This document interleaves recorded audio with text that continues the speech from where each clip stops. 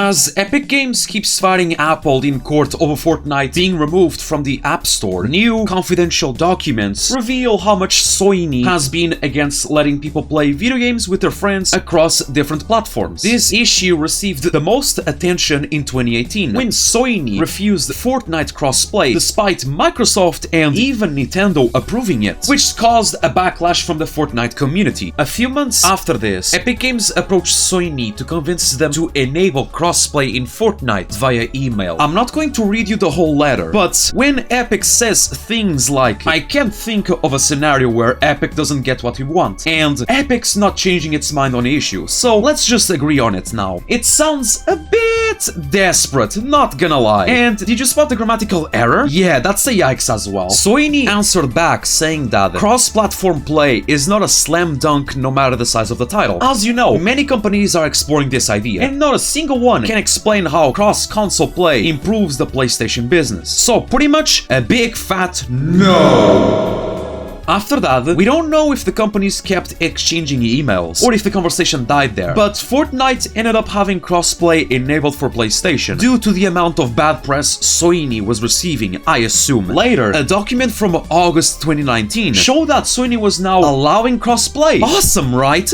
Oh, my sweet summer child. Wrong! There is a catch. The game company must give Soyny a royalty to have crossplay enabled. In short, game companies must pay Soyny when PlayStation users contribute less than 85% towards the game's revenue each month, based on the document. According to Soyny, this is done to offset the reduction in revenue. In other words, they argue that if crossplay did not exist, they would be making more money. According to Epic Games CEO Tim Sweeney, Soyny is the only company doing these types of practices, saying that if somebody were primarily playing on PlayStation but paying on iPhone, then this might trigger compensation. So thank you for this noble sacrifice, Tim, but I don't think Soyny likes snitches. You better watch your back, man. But that's not everything. Soyny also demands that there must be an option to disable cross-platforming, like a kill switch. And lastly, players are not allowed to transfer virtual currencies from or to PlayStation. For example, the V-Bucks you have in your Fortnite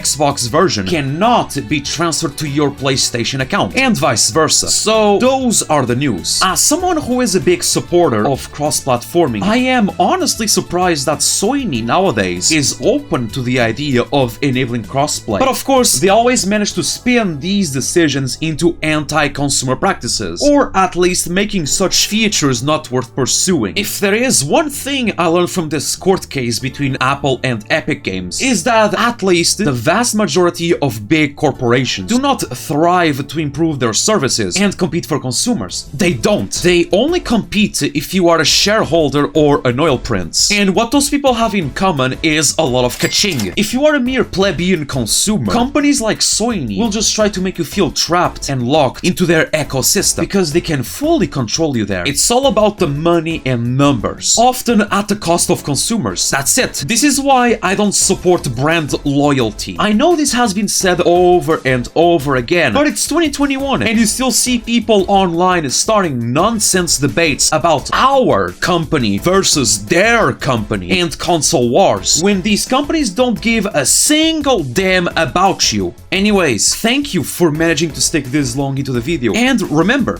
this is for the players.